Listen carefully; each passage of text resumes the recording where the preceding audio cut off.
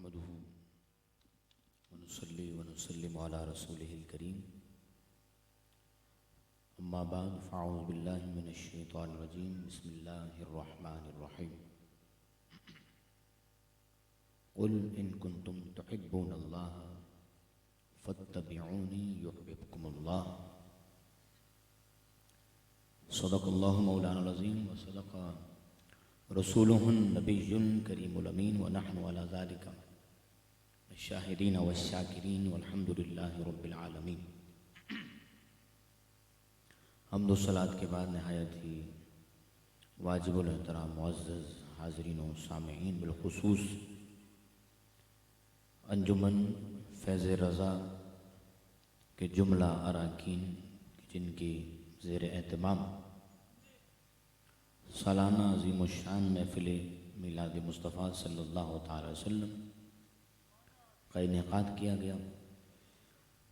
دعا ہے کہ اللہ رب العالمین اس محفل پاک کی برکتوں سے ہم سب کو مستفیض فرمائے، اور جو موضوع جس موضوع پر لب کشائی کرنے کی جسارت کر رہا ہوں، اللہ رب العالمین مجھے اس میں حق اور سچ بیان کرنے کی توفیق عطا فرمائے، اور اس پر ہم سب کو سمجھ کر عمل کرنے کی توفیق عطا فرمائے۔ مجھے ابھی کچھ دیر قبل کال کی گئی کہ علامہ صاحب پبلک نہیں ہے، آپ تھوڑا دیر سے آ جائیں۔ تو میں نے کہا میں آؤں گا تو شاید پبلک آ جائے۔ بولے سبحان اللہ، کیونکہ محفل کو نا اپنے ٹائم پہ شروع کرنا چاہیے۔ پبلک کا انتظار کریں گے تو پوری رات گزر سکتی ہے، کیا خیال ہے؟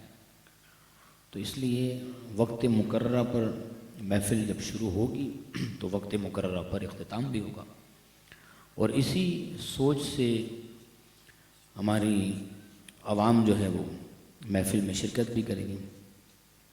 اگر تائید کرتے ہیں تو کہتے ہیں ذرا سبحان اللہ۔ اور چونکہ اصل چیز جو ہے نا وہ ہے اللہ اور اس کے رسول صلی اللہ تعالیٰ علیہ وسلم کی بارگاہ میں حاضری لگوانا ہے نا، اور لوگ آتے رہتے ہیں اور لوگ جاتے رہتے ہیں، لیکن اہل سنت کی محافل کا ایک معیار ہونا چاہیے، کیونکہ اہل سنت کی محافل اہل سنت کا شعار ہے۔ تو ایسا شعار معیار پر مبنی ہو تو میں سمجھتا ہوں کہ وہ محافل کامیابی کے داہنے پر ہوں گی، اور قریب ہے کہ انشاءاللہ وہ کامیاب بھی ہو جائیں گی۔ دوسرا، بہت ساری چیزوں کا پھر خیال رکھنا پڑتا ہے اور رکھنا چاہیے۔ مجھے چونکہ وقت 10 بجے کا دیا گیا تھا، اور میں نے بھی 10 بجے کا ہی ٹائم دیا تھا، کیونکہ 11 بجے مجھے، جب انہوں نے 10 بجے کا ٹائم دیا تو میں نے 11 بجے کہیں اور ٹائم دیا تھا، اور وہ ایک ایصال ثواب کی محفل پاک ہے جس میں وہ کافی دن پہلے سے ٹائم لے چکے تھے۔ تو میں اپنے وقت میں انشاءاللہ العزیز جو میں نے آپ کے سامنے آیا بینات تلاوت کرنے کا شرف حاصل کیا ہے، اس پر آپ کی توجہ چاہتا ہوں، اور میں چاہتا ہوں کہ یہ جو آگے جگہ خالی پڑی ہے، کیا ادھر بیٹھنے سے منع کیا ہے؟ آئیں نا، پھر آگے آ جائیں، آ جائیں، آگے آ جائیے۔ میں سمجھا ہمارے عثمان بھائی نے منع کیا، کیمرہ لگا ہوا ہے تو بیٹھ جائیں، آگے بیٹھ جائیں ادھر، اور آگے آ جائیے۔ وہ جو پیچھے احباب بیٹھے نا، میرے بزرگ احباب، میں مؤدبانہ گزارش کرتا ہوں کہ آگے آگے تشریف لے آئیں۔ مجھے چند ایک بھی سن لیں گے تو میں سمجھوں گا کہ میری حاضری جو ہے وہ پوری ہو گئی ہے، اور اللہ کی بارگاہ میں دعا بھی کرتا ہوں کہ اللہ رب العالمین قبول فرمائے۔ جلدی جلدی سے بیٹھ جائیں، وقت چونکہ کم ہے، اور چند ایک باتیں توجہ کے ساتھ سن لیں گے نا تو میں سمجھتا ہوں کہ ہمارے احسن بھائی اور مبین بھائی اور ببلو بھائی، ان کے پروگرام کروانے کا مقصد جو ہے وہ پورا ہو جائے گا، کیونکہ ہمارے ہاں ایک چیز کی کمی ہے، ناراض مت ہوئیے گا، کہ علماء کو لوگ کم سنتے ہیں، ہے نا؟ تو لیکن میں چاہتا ہوں جو کم سنتے ہیں وہ سنیں تو صحیح نا، ہے؟ جو کم ہیں وہ سن لیں، زیادہ کی مجھے حاجت نہیں ہے، اور میں نہ ہی آپ سے کہوں گا کہ آپ ہاتھ اٹھائیں نعرے لگائیں، نہ بس توجہ کے لیے سبحان اللہ ضرور کہیے گا، ہے؟ اور وہ سبحان اللہ کہنا وہ آپ ہی کے لیے کیا ہے، باعث خیر و برکت ہے۔ توجہ ہے نا آپ کی؟ ذرا محبت سے کہہ دیں سبحان اللہ۔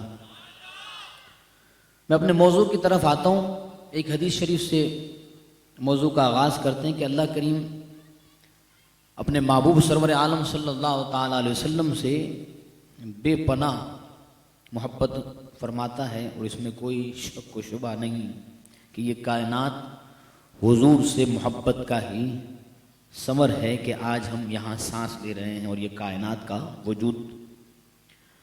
میرے آقا کریم علیہ الصلوۃ والسلام حضور ارشاد فرماتے ہیں کہ جس شخص نے کثرت سے مجھ پر درود پاک پڑھا، کیا فرماتے ہیں حضور؟ کہ جو شخص مجھ پر کثرت سے درود پاک پڑھتا ہے، حضور فرماتے ہیں کہ وہ سب سے زیادہ قیامت کے دن میرے نزدیک ہوگا۔ اور محبت سے کہیں ذرا سبحان اللہ۔ کثرت سے درود پاک، کتنی کثرت؟ کثرت کا اطلاق عرب کے نزدیک 3 کے بعد ہو جاتا ہے۔ عرب کے نزدیک کثرت کا اطلاق کتنے کے بعد ہو جاتا ہے؟ 3 کے بعد، یعنی کہ 3 مرتبہ سے زیادہ آپ نے درود پاک پڑھ لیا تو کثرت میں شمار ہو جاتا ہے۔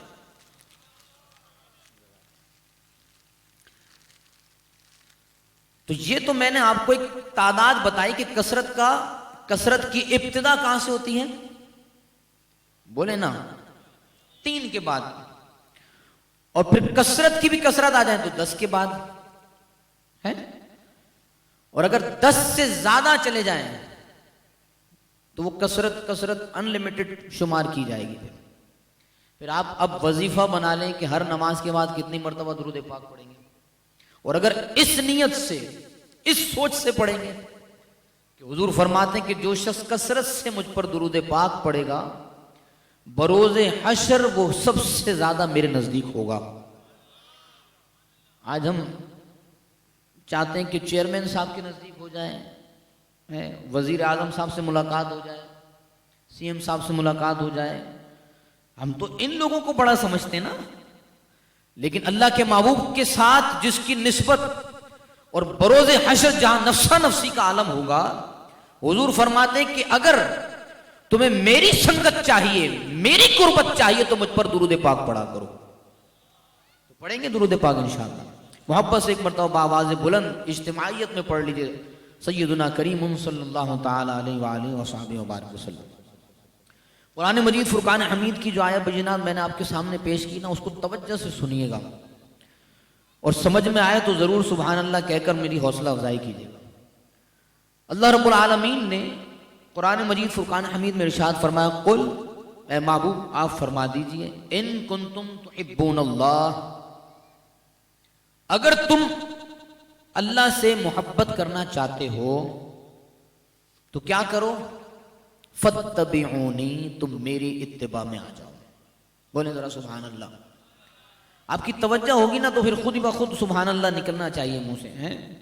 توجہ ہے؟ توجہ سے سنیں، دیکھیں قرآن پڑھ رہا ہوں میں، کیا فرمایا؟ اے محبوب آپ فرما دیجئے، ان کنتم تحبون اللہ، اگر تم اللہ سے محبت کرتے ہو، کرنا چاہتے ہو، یا یوں کہہ لو کہ اگر تم اللہ سے پیار کا دم بھرتے ہو اور یہ کہتے ہو کہ میں اللہ سے بہت پیار کرتا ہوں، تو پھر کیا کرو؟ فاتبعونی، میری اتباع کرو، میری پیروی کرو۔ پھر ہوگا کیا؟ جب تم اللہ سے محبت کرو گے، اور اللہ کی محبت کو اللہ رب العالمین نے کیا فرمایا؟ اے محبوب اپنی اتباع کے ساتھ اس کو جوڑ دیجئے، تو پھر ہوگا کیا؟ یحببکم اللہ، اللہ تم سے محبت کرنے لگ جائے گا۔ اور بہت زور سے بولیں ذرا، کمزوروں والی آوازیں نہیں ہوں، اور بلند آواز سے کہہ دیں ذرا سبحان اللہ۔ توجہ کریں آیت پر، تین چیزیں ذکر کی ہیں. ایک چیز ابتدا ہے اور ایک چیز انتہا ہے. ابتدا اور انتہا کے درمیان میں جو چیز ہے وہ کیا ہے؟ وہ وسیلہ مصطفیٰ ہے. وہ کیا ہے؟ وہ کیا ہے؟ زور سے بولیں، کیا ہے؟ وسیلہ مصطفیٰ. ان تین چیزوں کا ذکر کیا. ان کنتم تحبون اللہ، اگر تم اللہ سے محبت کا دم بھرتے ہو تو کیا کرو؟ اے محبوب، میں نہیں کہوں گا ان سے یا ایھا الناس یا ایھا الذین آمنو کہہ کر نہیں پکارا، بلکہ فرمایا محبوب آپ ہی فرما دیجئے. کیا؟ اے محبوب آپ کہہ دیجئے کہ ان کنتم تحبون اللہ، اگر تم اللہ سے محبت کرنا چاہتے ہو، محبت کا دم بھرتے ہو، تو محبوب آپ ان سے کہیے کہ یہ آپ کی اتباع کرنے لگ جائیں، آپ کی پیروی کرنے لگ جائیں، آپ کی پیروی کرنے لگ جائیں، آپ کی ماننے لگ جائیں، آپ کی اطاعت میں آ جائیں. تو پھر ہوگا کیا؟ محبوب جب اللہ سے محبت کریں گے اور آپ کی اتباع کریں گے تو ہوگا کیا؟ یحببکم اللہ، پھر میں اللہ ان سے پیار کرنے لگ جاؤں گا. کیا فرمایا؟ میں اللہ ان سے پیار کروں گا. اللہ پیار فرما رہا ہے، اور کس سبب سے پیار فرما رہا ہے؟ کس سبب سے پیار فرما رہا ہے؟ فاتبعونی، تم بس اللہ کے رسول کی اتباع کرو تو اللہ رب العالمین صراحتاً ذکر فرما رہا ہے پھر دیکھو میں تم سے کیسا پیار کرتا ہوں. اور پھر جب اللہ پیار کرنے لگ جائے، ابھی آیت مبارکہ ختم نہیں ہوئی، کیا فرمایا؟ یحببکم اللہ، اللہ تم سے پیار کرے گا. اور جب اللہ پیار کر لے تو پھر وہ کیا انعام عطا فرمائے گا؟ وہ فرمائے گا یغفر لکم ذنوبکم، وہ تمہیں معاف بھی فرما دے گا اور تمہارے گناہوں کو بھی بخش دے گا. یعنی اس کا مطلب یہ ہوا کہ اللہ کا پیار کیا ہے؟ وہ اتباع رسول سے ملے گا، اور اتباع رسول بخشش بھی کروا دے گی اور گناہوں کو معاف بھی فرما دے گی. پتہ چلی بات کہ اب اللہ رب العالمین نے اتباع رسول کا انعام جو بدلہ عطا فرمایا وہ کیا ہے؟ یغفر لکم ذنوبکم، وہ تمہیں معاف بھی فرما دے گا اور تمہارے گناہوں کو بخش دے گا. یغفر لکم، تمہیں بخش دے گا، ویغفر لکم ذنوبکم، اور تمہیں گناہوں میں، تم پورے کے پورے گناہوں میں ڈوبے ہوئے، لیکن اتباع رسول سے ہوگا کیا؟ ذنوبکم، وہ تمہارے گناہوں کو معاف فرما دے گا. اب اتباع ہے کیا؟ تھوڑا اس کو سمجھیے. یہ جو افراتفری کا ماحول ہے نا، پیچھے اس کو ذرا ختم کریں نا یار.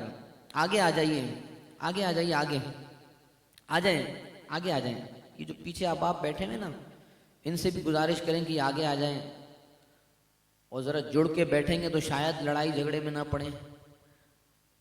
اور توجہ رکھیں، ذرا محبت سے کہیں سبحان اللہ. اتباع رسول ہے کیا؟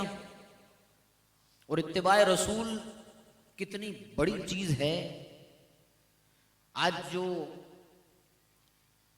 بالخصوص سادہ لوگوں کو کہا جا رہا ہے نا، اور ان کے عقیدے کو چھیڑا جاتا ہے، پھر بیچارے ہمارے سنی چھڑ جاتے ہیں.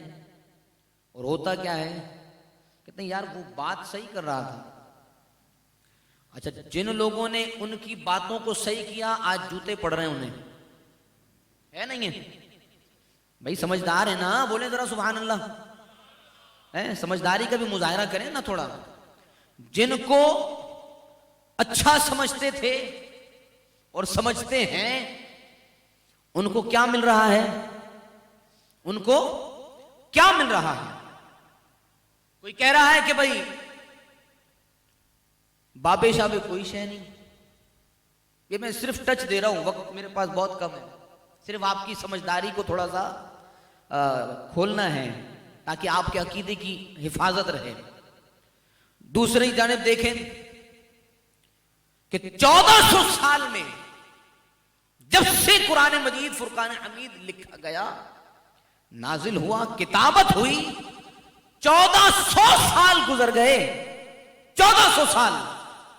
اور جب سورہ کوثر کی آیات مبارکہ نازل ہوئی تھیں، یہ میں پہلے بھی ذکر کر چکا کہ جب سورہ کوثر کی آیات نازل ہوئی تو ہوتا یہی تھا کہ عرب کے بڑے بڑے شعراء، بڑے بڑے لغت داں جب اپنے شاعرانہ جب اپنا شاعرانہ فن دکھاتے اور اپنی بڑی بڑی نظمیں لکھا کرتے، قصیدے لکھا کرتے، تو کیا ہوتا؟ خانہ کعبہ کی دیوار کے ساتھ نصب کر دیتے تھے، اور پھر لوگ دیکھ کر عش عش کرتے، ان نظموں کو دیکھ کر، ان قصیدوں کو دیکھ کر، ان دیوان کو دیکھ کر وہ عش عش کر کیا کرتے کہ کیا خوب لکھا، ان سے بڑا کوئی عرب دان نہیں تھا، لغت میں وہ ماہر تھے۔ لیکن جیسے ہی سورہ کوثر کی آیات نازل ہوئی تو کریم آقا علیہ الصلوۃ والسلام نے خانہ کعبہ کی دیوار کے ساتھ سورہ کوثر کی 3 آیات کو لگوا دیا، اور پھر ہوا کیا؟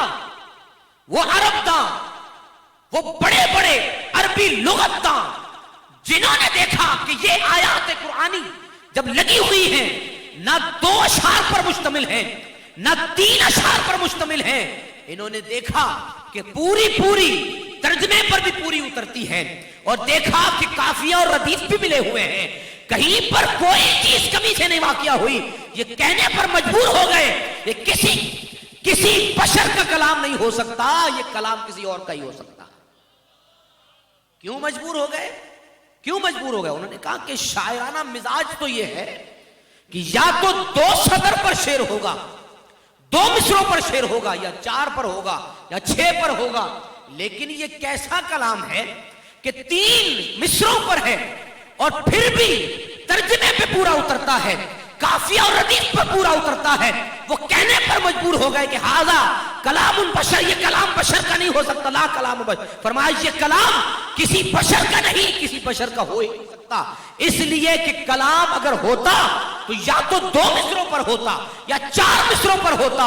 وہ کہنے پر مجبور اس لیے ہوئے کیونکہ پورا صادق آ رہا تھا، اس لیے کہ یہ کلام کسی بشر کا نہیں، رب رحمان کا کلام تھا۔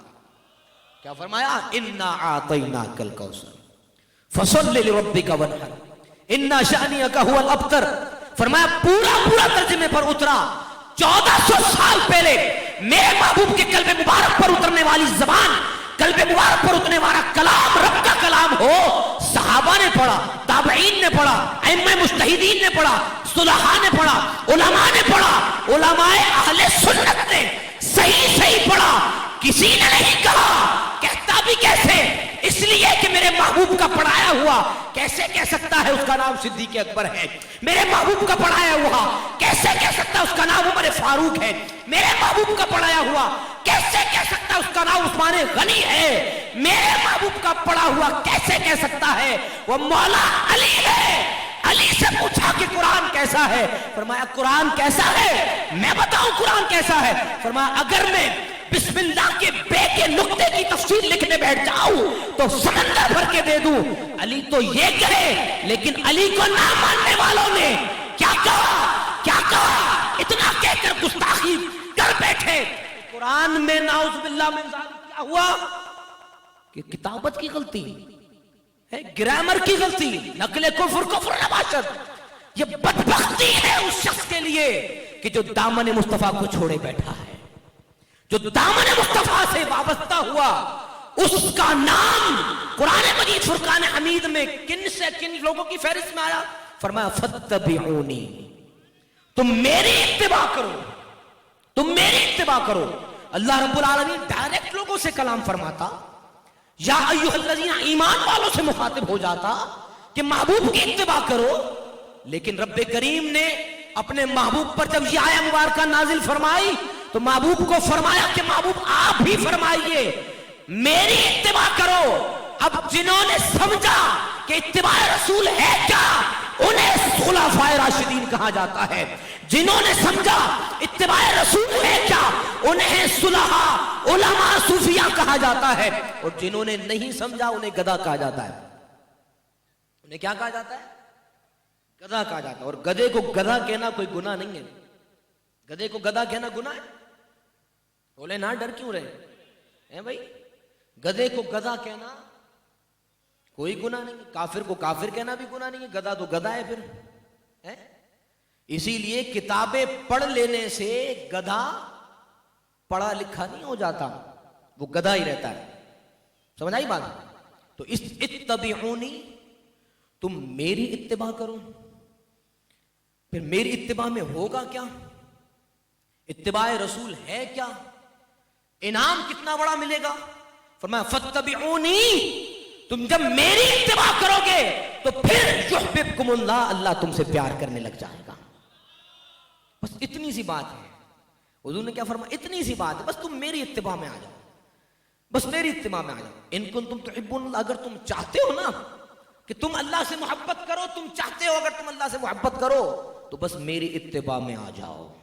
پھر ہوگا کیا؟ یحببکم اللہ، اللہ تم سے پیار کرے گا، اللہ تم سے محبت کرے گا. اب آپ کیا سمجھتے ہیں کہ اللہ کی محبت کوئی عام محبت ہے؟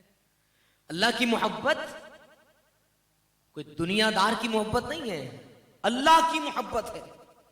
اور اللہ کی محبت کی مثال حدیث مبارکہ میں حضور فرماتے ہیں کہ ایک شخص سے اللہ رب العالمین 70 ماؤں سے زیادہ پیار کرتا ہے.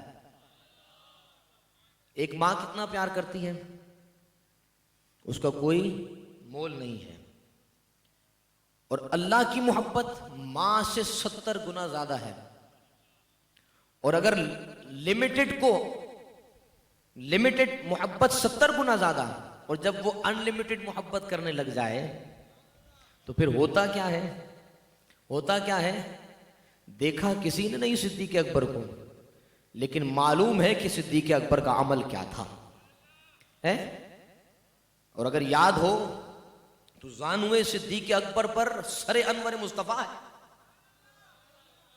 نماز جان سانپ نے ڈس لیا، آپ نے سنا ہوا ہے بارہا، صرف توجہ چاہتا ہوں آپ کی. سانپ نے ڈس لیا، پورا زہر جو ہے وہ کہاں ہے؟ جسم میں صلاحیت کر رہا ہے، جسم میں پھیل رہا ہے. اب ہو کیا رہا ہے؟ اتباع رسول ہے کہ محبوب کے آرام میں خلل نہیں آنا چاہیے. اسی طرح مولا علی کی نماز جا رہی ہے، عمل ہے، اعلیٰ چیز ہے. اور کون سی نماز؟ حافظوا علی الصلوات والصلاۃ الوسطیٰ.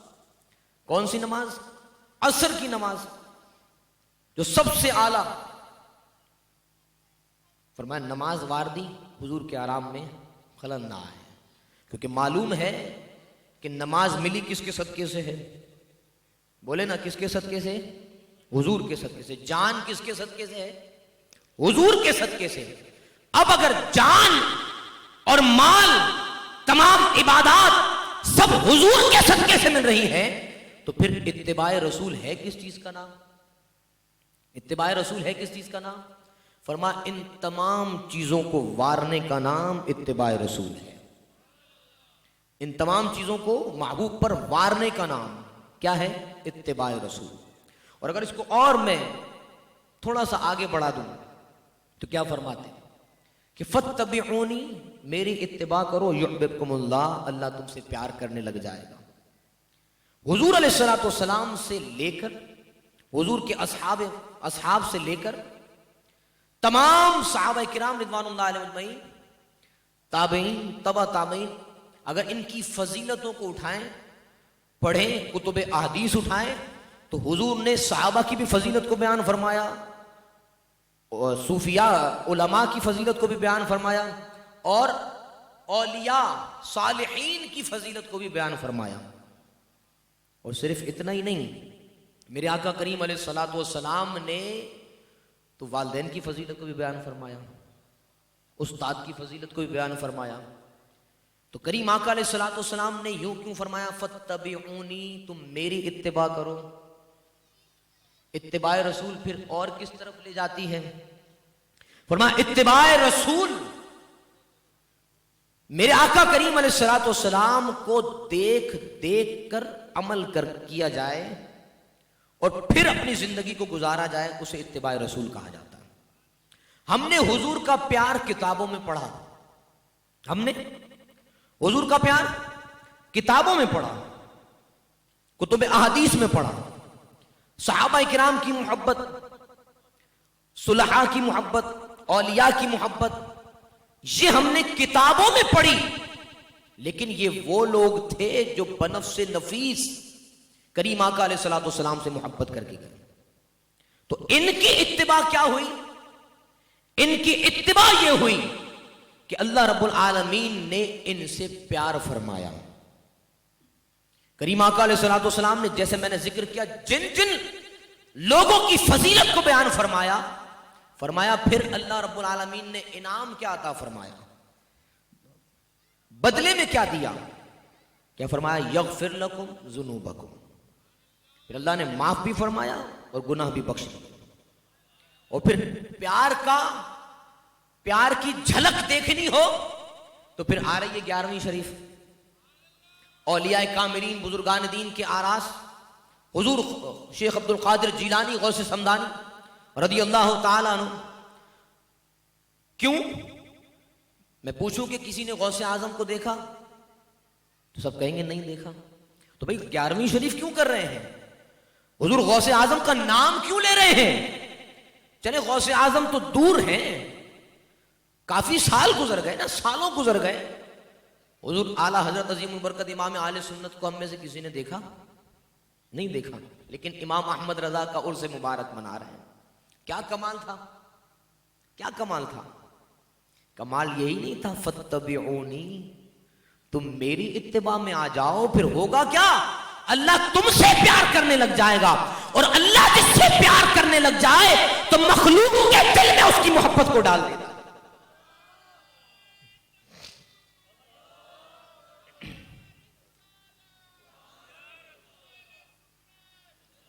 دس منٹ ہے میرے پاس، تھوڑا سا اور اس اتباع رسول کو سمجھیں، میں پھر اپنی گفتگو کو سمیٹتا ہوں. کیا فرمایا؟ فتبعونی، اے محبوب آپ فرمائیے کہ فتبعونی، یہ میری اتباع کریں، میری اتباع میں آ جائیں. یحببکم اللہ، اللہ پیار کرنے لگ جائے گا. اور اللہ کا پیار ہے کتنا؟ 70 ماہوں سے زیادہ، 70 ماہوں سے زیادہ. ایک مقام پر قرآن مجید فرقان حمید میں ارشاد فرمایا فاذکرونی اذکرکم، تم میرا ذکر کرو میں تمہارا چرچا کروں گا. تمہارا ذکر کروں گا نہیں بلکہ کیا؟ میں تمہارے چرچے کروں گا. کیونکہ اللہ رب العالمین خود ذکر نہیں فرماتا، خود ذکر نہیں فرماتا. فرمایا فاذکرونی، تم میرا ذکر کرتے رہو. اور اگر تاریخ اٹھا کر دیکھیں تو اصحاب مصطفیٰ سے لے کر علماء، صلحاء، صالحین، ان کا طریق کیا رہا؟ فاذکرونی پر عمل کیا کہ تم میرا ذکر کرو. پھر کیا ہوگا؟ اذکرکم، میں تمہارا ذکر کرنے لگ جاؤں، میں تمہارا چرچا کرنے لگ جاؤں گا. اور ہوگا کیسے چرچا؟ کہ اللہ رب العالمین خود آسمان سے زمین پر نازل ہوگا؟ نہ، بلکہ اللہ کے نبیوں کا، اللہ کے ولیوں کا طریق یہ رہا کہ اللہ رب العالمین کا ذکر کرتے کرتے زندگی گزاری، تو پھر اللہ رب العالمین نے مخلوق کے دل میں ان کے ذکر کو پیدا فرما دیا. پھر ہوا کیا؟ ہوا کیا؟ آج سے 1400 سال پہلے صحابہ کرام رضوان اللہ علیہم اجمعین حضور کی معیت میں رہے، اللہ کے نبی سرور عالم صلی اللہ تعالی وسلم کی اتباع میں رہے، ہر عمل دیکھ دیکھ کر کرتے رہے. اتباع رسول کا انعام یہ ملا کہ اللہ رب العالمین نے مخلوق کے دلوں میں ان کا ذکر بلند فرما دیا. پھر ہوا کیسے؟ پھر آگے چڑھیں، آگے بڑھتے جائیں تو پھر کریم آقا علیہ الصلوۃ والسلام کے ذکر سے جس چیز کو جوڑا اس کو بھی قرآن نے بیان فرمایا. کیا فرمایا؟ انا نحن نزلنا الذکر وانا له لحافظون. اب جس چیز کی طرف میں اشارہ کر رہا ہوں، بس آخری بات کر رہا ہوں، آپ کی توجہ بھرپور چاہیے. اور یہ بات لے کر اگر آپ یوں سمجھ لیں کہ میری اور آپ کی حاضری قبول ہو جائے تو میں اللہ کی بارگاہ میں دعا کرتا ہوں کہ اللہ رب العالمین ہم سب کا آنا قبول فرما لے. کیا فرمایا؟ انا نحن نزلنا الذکر وانا له لحافظون، کہ بے شک ہم نے اس کو اتارا اور ہم ہی اس کی حفاظت کے ذمہ دار ہیں. 1400 سال پہلے اللہ رب العالمین نے کریم آقا علیہ الصلوۃ والسلام کے قلب مبارک پر قرآن کریم فرقان حمید کو نازل فرمایا. اور کیا فرمایا؟ ہم اس کی حفاظت کے ذمہ دار ہیں. جس کی حفاظت کا ذمہ اللہ نے لیا ہو، جس کی حفاظت کا ذمہ رب کریم خود لے رہا ہے، اور جس کو نہ قرآن لفظ کہہ کر پکارا، فرمایا انا نحن نزلنا الذکر. کیا بولے؟ کیا لفظ فرمایا؟ ذکر فرمایا، قرآن نہیں فرمایا. کیوں حفاظت کا ذمہ لیا جا رہا ہے؟ کسی اور سے نہ پوچھیں، میرے اور آپ کے امام سیدی اعلیٰ حضرت عظیم البرکت امام اہل سنت کی بارگاہ میں چلیں. اعلیٰ حضرت کیا فرماتے ہیں کہ اگر اللہ رب العالمین نے قرآن مجید فرقان حمید کو ذکر فرمایا ہے تو میں بتاتا ہوں ذکر کیا ہے. فرمایا سارا قرآن نبی جی کی تعریف ہے. کیا فرمایا؟ سارا قرآن نبی جی کی تعریف ہے. اب اگر اس شعر کو ذہن میں رکھ کر ذکر کی طرف آ جائیں تو اللہ فرما رہا میں نے اس ذکر کی حفاظت کا ذمہ لیا. فرمایا تم جانتے ہو کہ یہ ذکر ہے کیا؟ فرمایا یہ محبوب کی تعریف ہے جو والضحیٰ کے ساتھ ہے، واللیل کے ساتھ ہے، وما ارسلناک الا رحمۃ للعالمین، لا اقسم بہذا البلد. فرمایا کہیں سراجا منیرا فرمایا، کہیں بشیر و نذیر کہہ کر پکارا. فرمایا یہ سارا قرآن تعریف مصطفیٰ ہے، کسی کتاب کی حفاظت کا ذمہ نہیں لیا. اسی لیے اللہ رب العالمین نے فرمایا انا نحن نزلنا الذکر، جس ذکر کی بات ہو رہی ہے وہ تعریف مصطفیٰ ہے.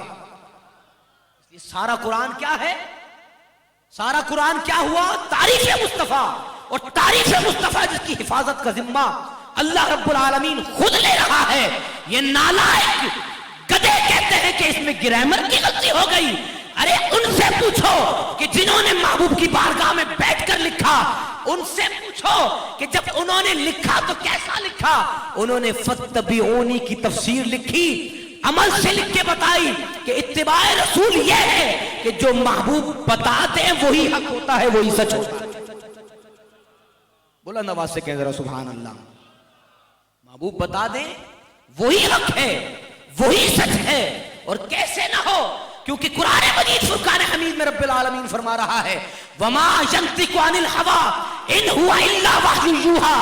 جو تمہارے سامنے محبوب فرماتے ہیں وہ حقیقت میں ان کی زبان نہیں ہوتی، وہ رب کی زبان ہوا کرتی. جو رب کی زبان ہو، جو رب کی زبان ہو اس میں یہ کدے غلطیاں نکالتے ہیں.